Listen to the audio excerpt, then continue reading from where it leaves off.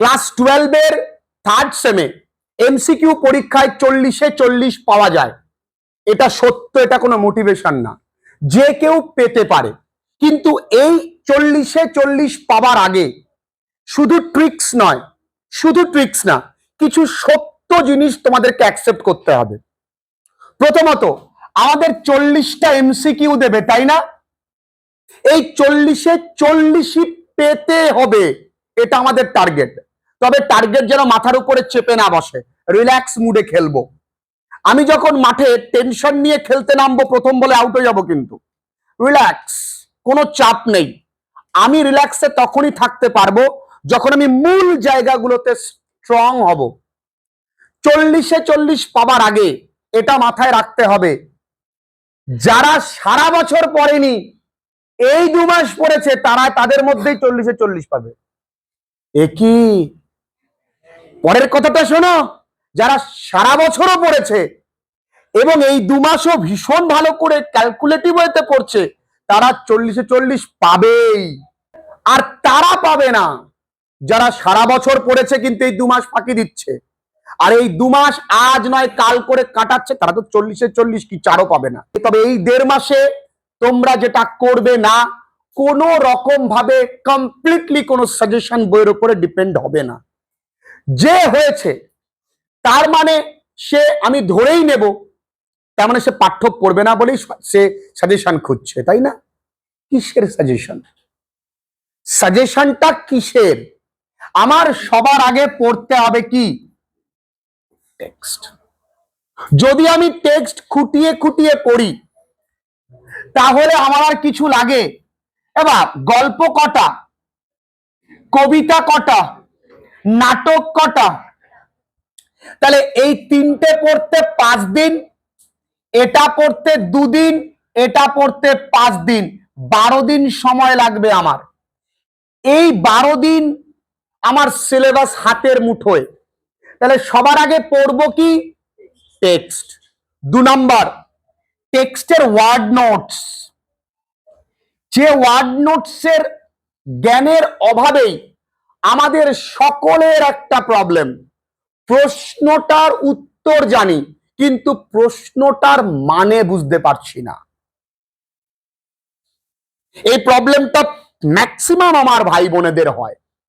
Sir আমি বুঝতে পারছি কিন্তু মানেটা আমি বুঝতে পারছি না। তার পেছনে কারণ, তুমি যদি বলো what did the girl sell at the station, তুমি হোয়াট মানে জানো তো? যদি সেল মানেটা না জানতে, তাহলে তুমি কি মানেটা বুঝতে? তাহলে তোমার মানেটা আটকে গেছে কার জন্য? সেল মানেটুকু যদি বললাম how many Vazquez did the narrator purchase from the girl, তাহলে পারচেজ মানেটা যদি না জানো, তাহলে তুমি বুঝতে পারবে হাউ মেনি মানে তুমি বোঝো কতগুলো। তাহলে তুমি পুরো বাক্যটা বোঝো না তা না, একটা পার্টিকুলার শব্দ তুমি বোঝো না, সেই শব্দটা কোথা থেকে দেবে? টেক্সট থেকে। তাই টেক্সটের ওয়ার্ড নোটস গুলো ভালো করে বাংলা মানে সহযোগে, nearest English to English meaning সহযোগে তুমি পড়ে নাও। এবং এরপর কি পড়তে হবে? এরপর ওয়ান লাইনার পাঞ্চ পড়তে হবে এবং এরপর কোশ্চেন বাঞ্চ থেকে এমসিকিউ প্র্যাকটিস করতে হবে। এইখানে আসল খেলা। আমি কতগুলো প্র্যাকটিস করব? সবকটা? কিন্তু স্যার আমার তো নেই বই।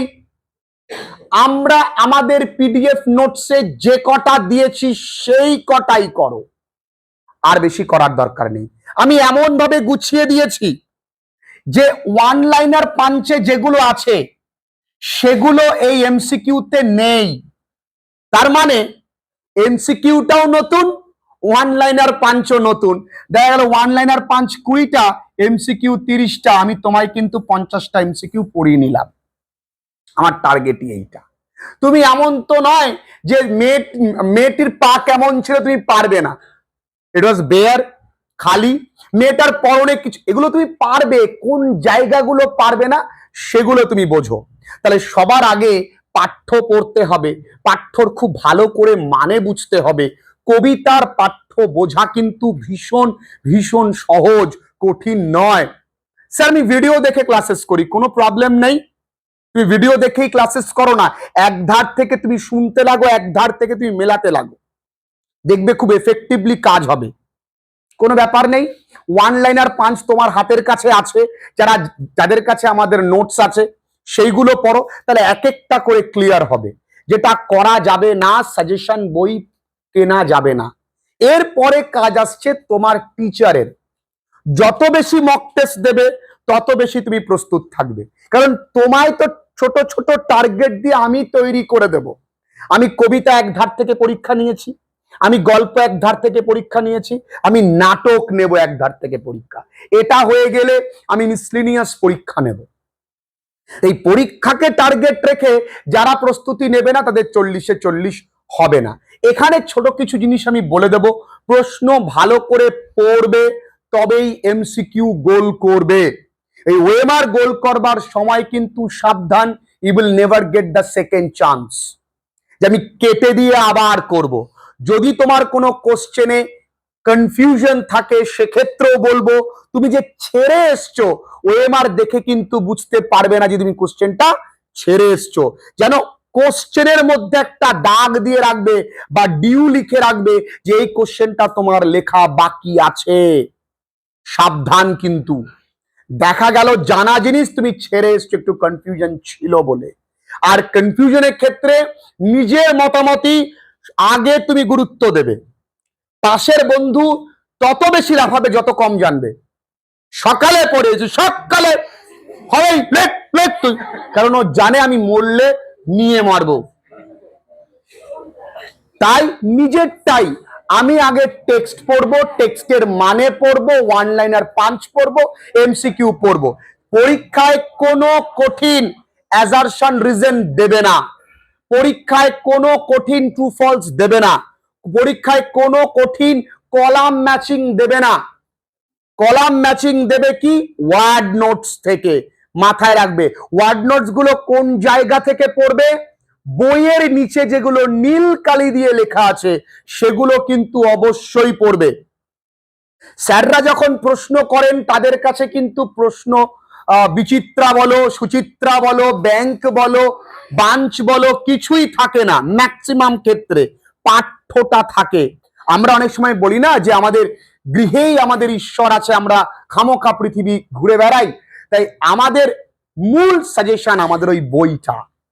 একটা ছেলে মেয়ে যখনই সাজেশন বই পড়ছে ও কিন্তু শুরু থেকেই এমন মাইন্ডসেট নিয়ে পড়ছে যে আমি পাঠ্য পড়বো না, তাই না? তাই নাই কি? শর্টকাট শুরু থেকেই দেখা উচিত না। আরে বাবা, পাঠ্য তো এইটুকুন এইটুকুন, 11 থেকে বড় বড় পড়েছিস, কোনো ব্যাপার না, পাঠ্যটা পড়। যেভাবে বললাম 40-এ 40 কোনো ঘটনাই না। এই পরীক্ষায় 40-এ 40 পেতেই হবে অ্যাট এনি কস্ট। যে সমস্ত স্টুডেন্টরা আমার পেয়েছে তারা বিশাল কিছু করেনি, তাদের সঙ্গে আলাপ করে আমি বুঝতে পারলাম তারা পরীক্ষার আগের 2 মাস ভীষণ পড়েছে। তারা পরীক্ষার আগে ভীষণ মানে কি, প্রতিদিন 2 ঘন্টা 1.5 ঘন্টা সময় দাও একটা সাবজেক্টের পেছনে, কোনো ব্যাপার না। আরে ততক্ষণ ওই বেঞ্চে বসে থাক, ওই টেবিলে বসে থাক যতক্ষণ না তোর গা ব্যথা হয়ে যাবে। অনেকে প্রশ্ন করে স্যার কতক্ষণ পড়বো? আমি বলবো কতক্ষণ না, মরে যা পড়তে পড়তে, কিন্তু পড়। আমিও পড়েছি, এর থেকে বেশি পড়েছি। সারা রাত আমার বাবা বলতো ওঠ, আর পড়তে হয় ওঠ, অনেক হয়েছে, চেহারা দিকে দেখেছিস, এরকম করে বলতো। This is complement. সারা পাড়ার লোকজন বলতো দেখ মিঠুনের ঘরে এখন লাইট জ্বলছে, মিঠুন বই পড়ে। কারণ আমার ভালো লাগে, আমার ভালো লাগলে আমি কি করব? আমার ভালো লাগলে আমি কি করবো? ভালো লাগছে, তোদের ভালো লাগে না। তোদের কাছে ভালো লাগার অনেক পথ আছে। ছোট ছোট এন্টারটেইনমেন্টের ভিডিও দেখে তোদের ভালো লাগাটা খারাপ হয়ে গেছে। ততক্ষণ পড়তে লাগে ততক্ষণ না তোর কাছে সাকসেস আসে। পড়, মরে যা পড়তে পড়তে, কিন্তু পড়। আমি বারবার করে বলছি, সময় নেই। আমার বাবা মা কিচ্ছু বোঝে না, আমার বাবা মা বোঝে কিছু? তারা বেচারি দুটো শুধু আমার কাছ থেকে রেজাল্ট এক্সপেক্ট করেছে। আরে পারবো না এই লাইফে, তাহলে কি দাব আমার? একটা ছোট্ট রেজাল্ট গিফট করতে পারবো না আমি? আমার মাকে যখন পাড়ার লোকরা তো কিছু বোঝে না, জিজ্ঞেস করবে কত পেয়েছে, তখন আমার মা যদি বলতে পারে আমার মেয়ে স্টার পেয়েছে, কতটা ভালো লাগবে জানিস? এইটুকুনি জন্য তো মানুষ সমাজে বেঁচে থাকে। না তো প্রতিদিন কত হাজার হাজার মানুষ মারা যায়, কত হাজার হাজার মানুষের জন্ম হয়, কি লাভ তোর যদি এইটুকুনি গর্বিত করতে না পারিস? শর্টকাট খুঁজছিস তোরা, 40-এ 40 পাবার একটাই উপায়, পাঠ্য পড়তে হবে, ওয়ান লাইনার পাঞ্চ পড়তে হবে, এমসিকিউ প্র্যাকটিস করতে হবে এবং জিজান লাগিয়ে পড়তে হবে। বুঝি না বললে চলবে না, সব বোঝো, এতদিনে সব বোঝা কমপ্লিট, কিন্তু পাঠ্যের বেলায় তুমি কিছু বোঝো না, তাই না? গ্রামারের জন্য কি করব? গ্রামারের জন্য কনসেপ্ট, যে জয়নিং এর কনসেপ্ট পারে সে স্প্লিটিং পারবে। এরর কারেকশনে আমি যে কটা ক্লাস করিয়েছি সেইটুকুনি, আর কিচ্ছু লাগবে না। এরপরে কি আছে? ন্যারেশন চেঞ্জ, সামান্য কয়েকটা রুলস, যে ভাই ইন্টারোগেটিভ সেন্টেন্সে কি হয়, হয় WH ওয়ার্ড হয়, না ইফ হবে আর আস্কড হবে, বাকি তো সব নিয়ম এক। তাহলে ওই কনসেপ্টটুকু আগে রাখ, আর টেক্সচুয়াল গুলো প্র্যাকটিস কর। তোর বইতে আছে, আমি তোদেরকে করাচ্ছি, যেগুলো প্র্যাকটিস করাচ্ছি ওইটুকুনি করার কিছু লাগবে না, কিচ্ছু লাগবে না, তুই নিজেই বুঝতে পারবি। এলিমিনেশন প্রসেস, যেটা হচ্ছে না হচ্ছে না হচ্ছে না, যেটা হবে সেটা তুই বুঝতে পারবি। এই জন্য পরীক্ষাগুলো দিতে হয়, মক টেস্ট দিতে হয়, ভয় পেলে চলে না। কিসের ভয়? এইভাবে কতদিন বসবি তোরা? কে বলবে তোদেরকে? আর দেখবি এইচএস গন্ডি পার হয়ে গেলে কেউ বলার নেই, নিজেরটা নিজের করে নিতে হচ্ছে। ওয়ার্ড নোটস গুলো ভালো করে পড়বে, গ্রামার নিয়ে খামোখা টেনশন করবে না। তোমাদের কোশ্চেন কি থাকবে? তোমাদের প্রোজ থেকে থাকবে 10, পোয়েট্রি থেকে থাকবে, নাটক থেকে থাকবে 5, গ্রামার থেকে থাকবে, আনসিন থেকে থাকবে। এই তো ব্যাপার। আমি বলি এই প্রোজে 10-এ 10 পাওয়া কোনো ঘটনাই না। কোথায় বাদবে আমি বলে দিচ্ছি, এই প্রোজে 10-এ 10 পাওয়া কোনো ঘটনাই না। কবিতা একটু সমস্যা হতে পারে, কোথায় হতে পারে? ফিগার অফ স্পিচের। দুটো কবিতার আমি আলাদা আলাদা করে ফিগার অফ স্পিচ বলে দিয়েছি, আগামী সানডেতে আবার বলবো। ওইটুকুনি পড়লেই হবে। ভাই আমি অ্যালিউশন বুঝি, আমি ভাই সিমিলি বুঝি, মেটাফোর বুঝি, অক্সিমোরন বুঝি, আমি ট্রান্সফার এপিথেট বুঝি, হাইপার ব্যাটন বুঝি, আমি বুঝি না কোনটা। আর আমি লাইন ধরে ধরে বলে দিয়েছি, ওইটুকুনি পড়ো। আর দুটো কবিতার ফিগার অফ স্পিচ আলাদা করে দেওয়া আছে এখানে, সেটুকুনি পড়ো। এই গ্রামারে 5-এ 5 যে কেউ পাবে, যা গ্রামারে কোনো রুলস জানে না সেও পাবে। তবুও সময় আছে, একটু রুলসটুকু দেখে নিলাম। নাটকটা এত বড় মনে হচ্ছে, নাটকে 5-এ 5 কি করে পাবো? নাটকে খুব সহজ প্রশ্ন হবে, খুব সহজ প্রশ্নই হয় যদি কেউ পাঠ্যটা পড়ে থাকে। নাটকে কোনোদিন কঠিন প্রশ্ন করে না।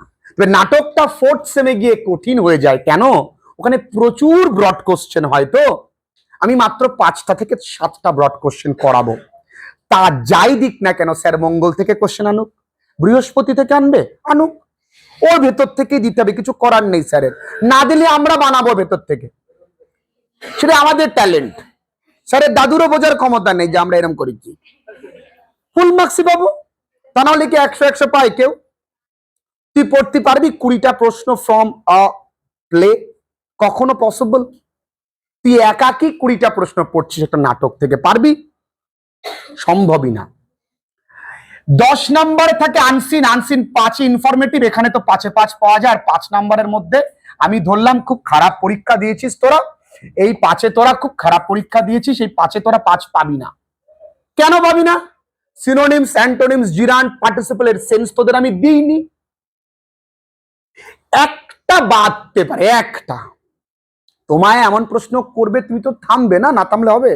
একটা প্রশ্ন বাদতে পারে, সেই প্রশ্নটা বাকি যে সময়টা থাকে না পরীক্ষা দেবার পরে, ওই কোশ্চেনটা নিয়ে ভাববে, প্যাসেজটা পড়বে, আগে পরের শব্দ দেখবে, কি বলতে চাইছে, এলিমিনেশন প্রসেস, তার কি কি প্রসেস আগে ভাবো, দেন এলিমিনেশন প্রসেস ভাবো, লাইনটা বারবার পড়ো, দেখবে তুমি অটোমেটিক্যালি তোমার মধ্যে চলে আসবে। কেন আসবে?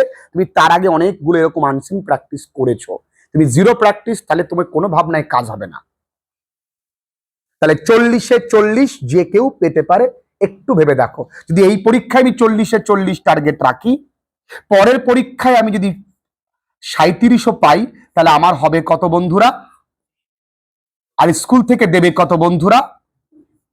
তাহলে আমার 97 মার্কস। তাহলে যেই ছেলে মেয়েগুলো আমার কাছে 100 পেয়েছে, তারা কি এমন করেছে? ভয় পাওয়ার কিছু নেই।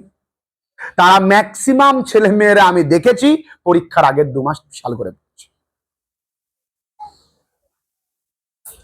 আর ওরা এমসিকিউ অ্যান্সার নিয়ে খুব স্যাঙ্গুইন থাকে, কোনো কনফিউশন থাকে না ওদের মধ্যে, পাঠ্যটা খুব খুঁটিয়ে পড়ে, ব্যাস এইটুকুনি হচ্ছে কাজ।